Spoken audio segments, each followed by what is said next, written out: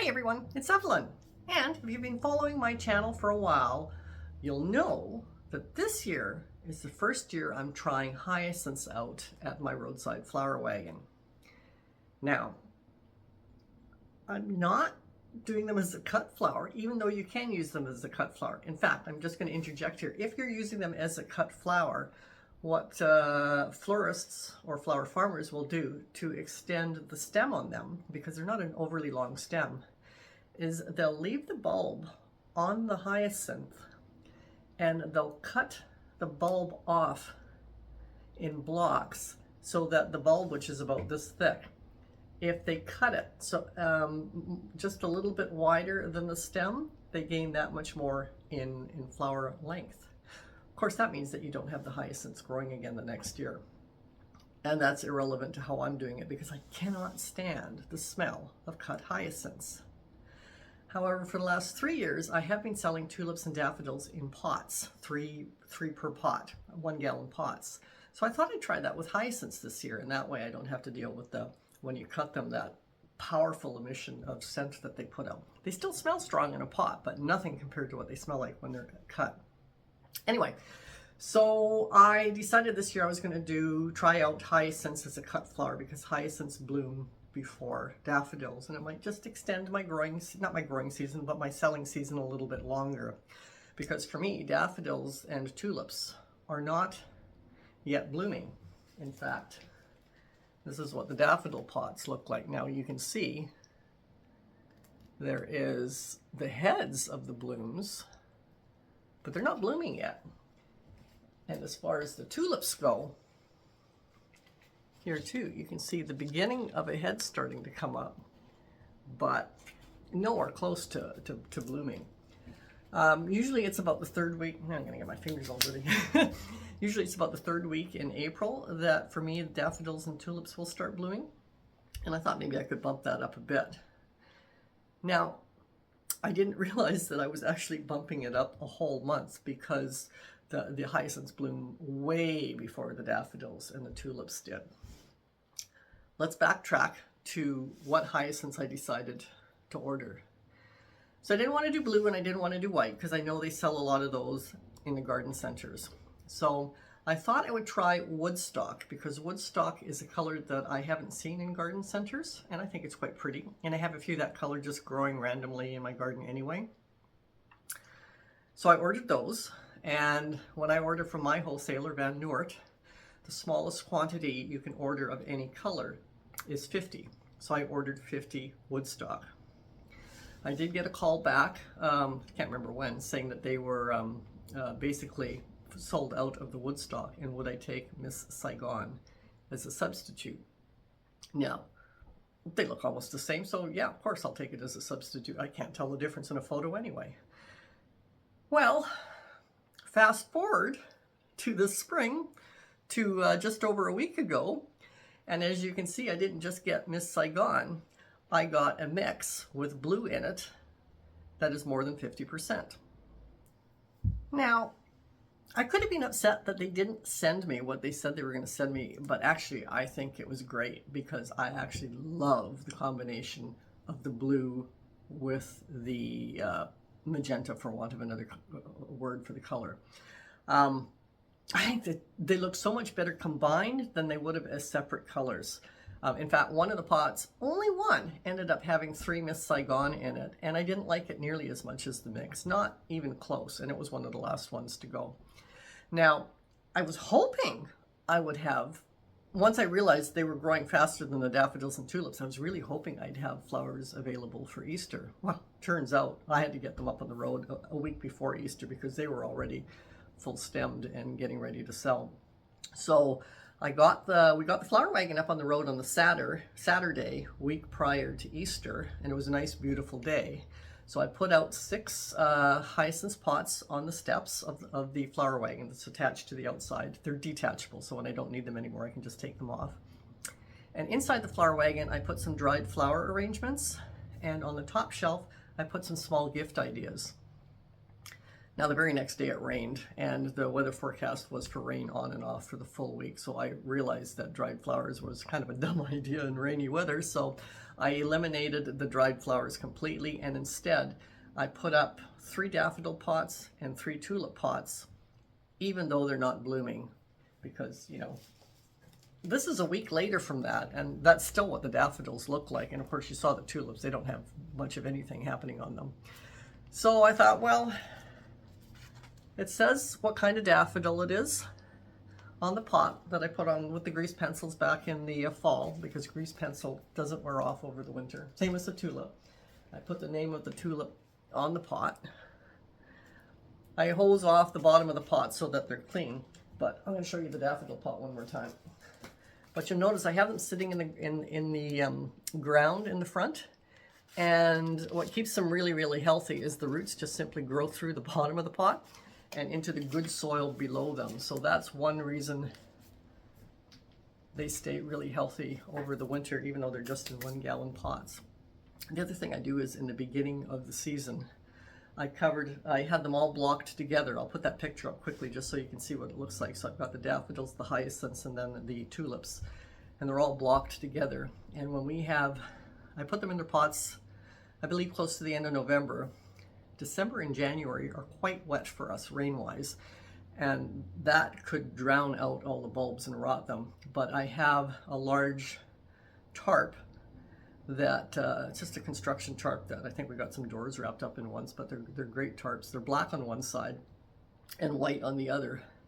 So I put the black side up so that you don't really see it in the winter in our garden, because it's in the front garden. And once they're all wet, the pots, I put the tarp over top of them, and then that stops them from drowning until it gets to days where it's not raining all the time, and then I can take the tarp off. And yeah, so that's how I keep my bulb pots from not getting too wet in the winter. Now, I ordered 50 hyacinth bulbs, and that gave me, if I look at my notes, 16 pots plus 2 extra bulbs.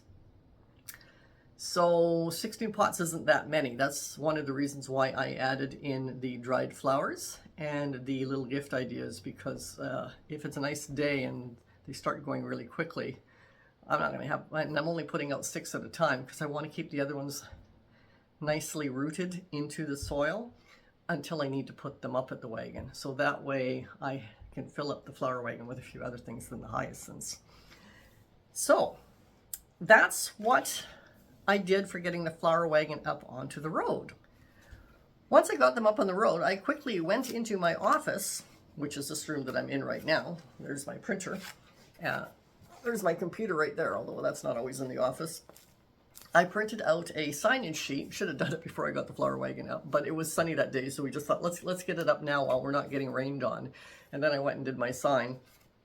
And I wanted to make, which is right here, I wanted to make my pots of hyacinths stand out different than what's in the garden centers and the grocery stores, etc., because they all have pots of hyacinths for sale as well. Granted, not the color that I ordered, which is one of the reasons I ordered it. They have mostly, like I said, blue and white. And saying that they're locally grown really doesn't matter that much, because the west coast of British Columbia is actually a place where flowers get grown a lot in greenhouses. Like, there's lots of flower farms on the island and on the mainland that produce flowers early in the spring, but they're grown in greenhouses because our climate doesn't really get them going early enough otherwise. So what I did to make them stand out differently, well, first of all, I've got my logo as per usual. It's the same layout, fancy bulbs, $10 a pot. I've got the hyacinths, the daffodils, and the tulips. And then I put a little blurb down here that says, all my fancy spring bulbs were potted up by me in the fall and grown outside in my garden throughout the winter. This means they were not forced in a greenhouse and are therefore ready to enjoy the outdoors in their new forever home without any weather shock. Enjoy. And then of course I have my organically grown across the bottom. So that to me is what makes mine stand out from all the other hyacinths and tulips, etc., that you can buy locally, because as I said, the ones that you can buy locally in all the grocery stores and garden centers are actually grown locally. They're just grown in high tunnels, which means that if you take them directly out, I mean, a lot of those places, they wheel them in overnight. They're not night temperature hardened off yet. So you get them from the garden center and you plant them, and then you get the cold night and then the flowers all flop over. And a lot of times the garden centers will say, oh, well, you know, when you plant a flower in bloom, that's what happens. It goes into transplant shock and the bloom dies. Well, no, that's only if it's being grown in a greenhouse. If it's nicely hardened off already to the temperatures outside, as mine have been, then it's not going to go into the transplant shock and it'll be fine. Trust me, I know, I've done it many times. Anyway, so that's how I marketed mine as different than the ones that you can buy in the local stores. Of the 16 hyacinths pots that I had to sell, 2 of the pots had a dud bulb in them, so only 2 hyacinths came up. And another pot didn't have any dud bulbs in it, but it had a hyacinth that's trying to come out the bottom of the pot instead of up through the top. That is so weird. I did take that pot apart once I realized what was happening, which was, you know, it was one of the last ones I had gone to put up at the wagon because it only had 2 bulbs coming out the top. Was it 2 or 1? I don't know. Look at the picture. And I thought, oh, what's happening here? I better dig that out and straighten it out. And I straightened it out and planted it again. But I really wish I'd taken a picture of it before I planted it. But I didn't. And this is what it looks like replanted. You can see the leaves on it haven't gotten sunlight in them yet to turn them green. So, was it worth selling hyacinths in pots? Well, the bulbs cost me 73 cents each. I'm having to look at my notes for this because I got numbers on them. The bulbs cost me 73 cents each. And in the fall, I tracked my costs on tulips. So I know exactly how much it cost me to pot up the hyacinths into a pot and get it prepped, etc., and get it up into the front garden where it will stay and do its thing over the course of the winter before it was ready to put up at the flower wagon. So I know with the tulips, my costs were a total of, and this includes labor, and I pay myself $30 an hour. So it includes $30 an hour labor, as well as all my material costs. And the tulip pots came out to $5 complete for costs. I'm selling them for 10, which means every tulip pot has a $5 profit. So the tulips, however, cost me 37 cents. So if I take the 73 cents and I subtract off 37 cents, that leaves me with 36 cents more per bulb, or per pot, $1.08. Now that means the full profit on the hyacinths roadside is not $5 because I have to subtract that $1.08 off of the $5, and the total profit per hyacinths pot before I get them up to the road is $3.92 per pot, which is pretty good. I mean, bear in mind, I am talking about complete profit. I've accounted for all of my labor. A lot of times when you watch things from flower farmers, they're tracking actual costs and not labor. Well, I mean, 73 cents a bulb times 3, that's $1.20 plus 369 cents, $1.29 for a $10 pot. But that's, you know, there's the cost of the pot, there's all my time and labor to put it all together, etc. That must be factored in if you want to know if your flowers are profitable. So that's what I do, and I do it at $30 an hour, which is still, you know, a low wage for me, but it's a much higher wage than a lot of flower farmers factor in. Of course, where I live, minimum wage is somewhere around $17, so it's a lot higher than other places.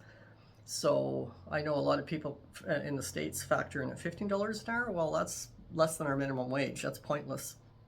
And even $20 an hour is kind of pointless, because if you had a employee, if you paid them the minimum wage of approximately $17 and then you factor in all of the costs of payroll, etc., you're over 20 anyway. So that's why I do 30. Now, where was I on here? $3.92 per pot. That, however, did not include stocking the flower wagon and at the end of the day removing from the flower wagon, because, you know, those pots are heavy. So 6 pots is heavy, and I'm putting 12 pots out there, 6 hyacinths, 3 daffodils, and 3 tulips. You can't just grab them all and put them into one thing and call it a day, because that's 12 heavy pots of soil, wet soil, plus all the other little things that I have out there. So I factored into my time on that. It took me 5 minutes to stock the flower wagon in the morning, and it took me 5 minutes to remove everything in the evening. So $30 an hour is the equivalent of 2 minutes per every dollar. So 5 minutes plus 5 minutes is 10 minutes. 10 minutes divided by 2 is 5. So it costs me $5 a day to stock and then remove from the flower wagon at the beginning and at the end of the day, which, you know, is very, very little time, effort, energy, and labor cost. So that means after a 7-day week, it was $35 labor, excuse me, to stock the flower wagon and remove stuff from the flower wagon. So I sold 14 hyacinth pots because, as I mentioned before, the other two of the other pots had duds in them, and one of them had that sideways hyacinths. But what I did is I had the 2 spare bulbs, so I was able to get one pot good to sell up at the road, and the other ones, by the time the week was over, I still had, because I had transplanted a new bulb into one of those pots, it still wasn't ready to take up onto the road, and the one with the trying to grow out the bottom of the pot wasn't still greened up yet, so I haven't put that up on the road yet either. So I'm going to, oh, did I mention that I did put the daffodils and tulips up there, and I also managed to sell 1 daffodil pot and 2 tulip pots. So although I sold the 14 hyacinth pots, I actually sold 17 pots. But because I'm talking about hyacinth costs, I'm going to ignore the daffodil pots and the tulip pots for this exercise. So the 14 hyacinths had a pre-flower wagon profit of $3.92 a pot times the 14 pots that sold gave me a total profit of $54.88. Now, the stocking and unstocking labor was $35. So that's when I take that off the $54.88, that leaves me with a complete profit of $19.88. And the hyacinths that I didn't sell will simply go into inventory for sales next year. Now, profit of $19.88, you might go, oh, that's like, why bother? But don't forget, I've paid all the labor at $30 an hour. So that's profit over and above labor. So that's money left over. And that's important because that's something that's almost never talked about. I can take, like I said, the bulbs only cost me whatever they cost me, 73 cents each. So 3 bulbs at 73 cents, and I sold 14 pots. So if you look at those numbers, it sounds like, oh, I made tons of money. But I'm taking into account my labor at a decent wage, and then I still have $19.88 left over. So that does make it worth it.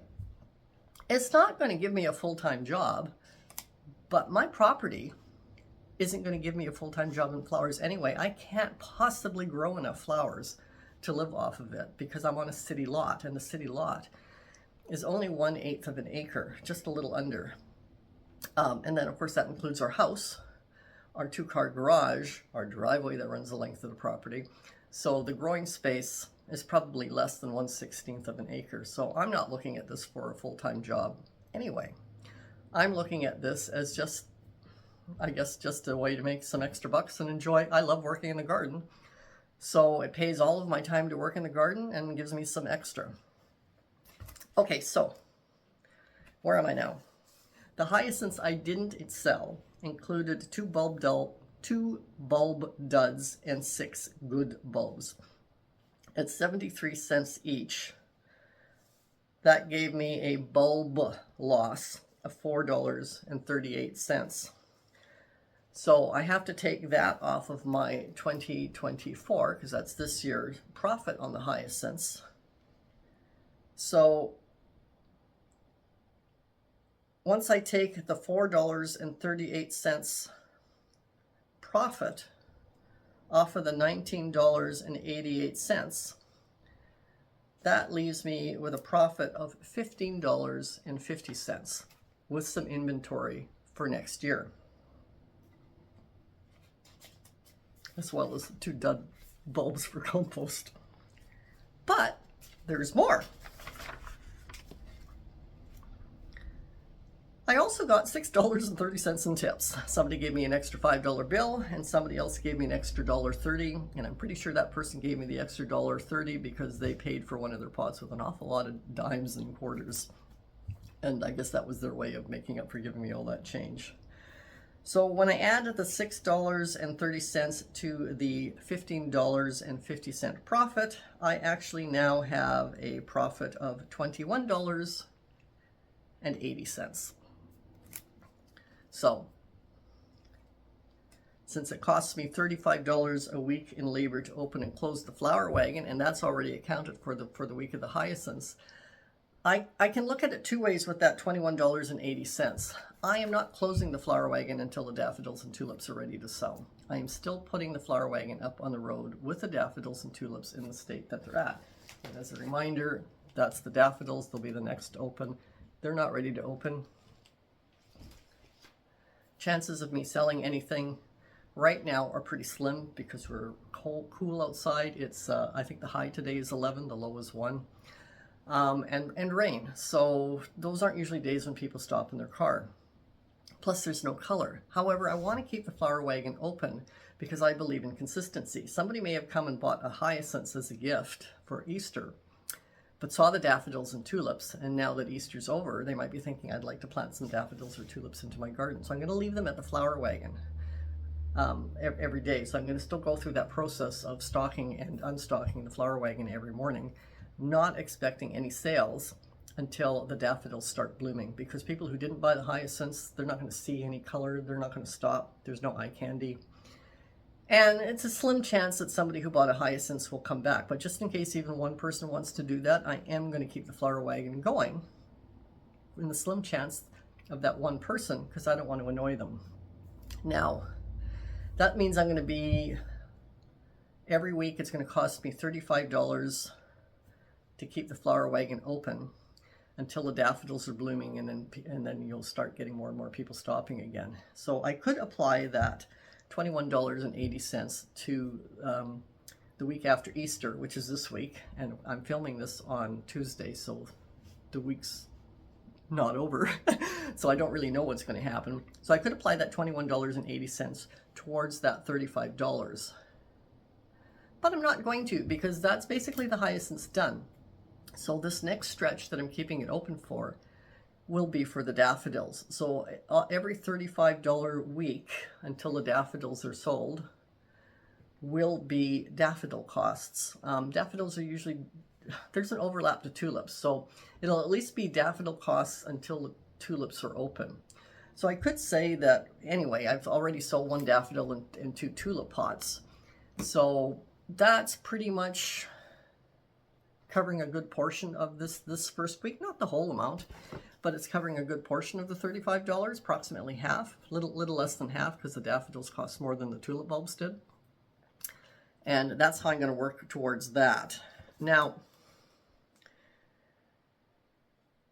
I'm looking at my notes because I'm kind of got sidetracked on what I was saying, and I don't really know where I am. Just give me a sec while I read over these. Oh yeah, I just wanted, now I'm going back to the hyacinths, because really that's what this video is about. It's good to keep track of your costs, because let's say, see, right now it would be really easy for us to go away for a week if we wanted to, because it's really easy to get somebody to just put the pots up on the road, and I know it's going to take about 10 minutes total, put them up and take them away. So let's say we just get one of our neighbors to pop over into the yard, grab the pots, put them up onto the road at the beginning of the day, take them down and put them back into the yard at the end of the day. I know how long it takes, so I know how long to pay them for it. I don't have to pay them $30 an hour. I could pay them $20 or $25 an hour. If I pay them $25 an hour, they'd be more than happy. So that means that my profit would actually be a little bit higher if I was selling, or my losses would be a little bit lower. And I know that I can pay them $25 an hour to do it for a week, what's if you're next door, it doesn't take that much. You just give them 25 bucks, not an hour. Yeah, pay them $25 an hour. And at the end of the week, just figure it out for the 10 minutes. So, I can't use my phone because I'm talking into it. So whatever that works out to, and they'd probably be more than happy. They'd probably do it for free, but at least they get something for it. So I know I can do that, and it still works into the profit, non-profit sort of scheme of things, profit loss. So now what's going to happen is I have to figure out what I want to do for hyacinths next year, because I did like how they worked. I don't want to do the same hyacinths, because if it's the same people buying, I want to give them something different to buy, a different color. And there's two ways I can do that. I also want to buy more hyacinths because it clearly wasn't enough because I sold them all. So there's two ways I can do it. Van Noort sells in a larger box mixed hyacinths with a minimum order of 100, and that's cheaper. The trouble is, when you get mixed of anything, you never really know what you get, because basically they're saying you can get any one of all of the colors that they sell. However, what you get is what they haven't sold as solid groups. So for instance, like they had sold out of the Woodstock hyacinths, which means that wouldn't be available in the mixed. And any other colors that they sold out of as solid groupings also wouldn't be available in the mix. So although the mix could include all the colors, for all I know, it might all be one color, the least popular color that sells. That's why often in mixes, there's one particular color that really has a much higher percentage in it than anything else that's in there. And there are some colors that just don't end up being in there, no matter what it is that you're buying flower-wise. It's a cheaper way to go, and that means I'm only doubling the hyacinths that I'm buying, which is what I actually only wanted to do. But I think what I'm going to do is buy 3 solid colors in the minimum orders of 50 each. So that means I'm going to be buying 150 hyacinths. And I think what I'm going to buy is the yellow, which is called City of Harlem, the orange, which is called Gypsy Queen, and the pink, which is called Pink Pearl. I think those 3 are going to look absolutely stunning as a group. I could sell some of them as single solids, and maybe I will. Maybe I'll sell some pots of just yellow, some of just orange, and some of just pink. But I think I'm going to sell most of them with one of each, because I think that trio of colors is really, really pretty.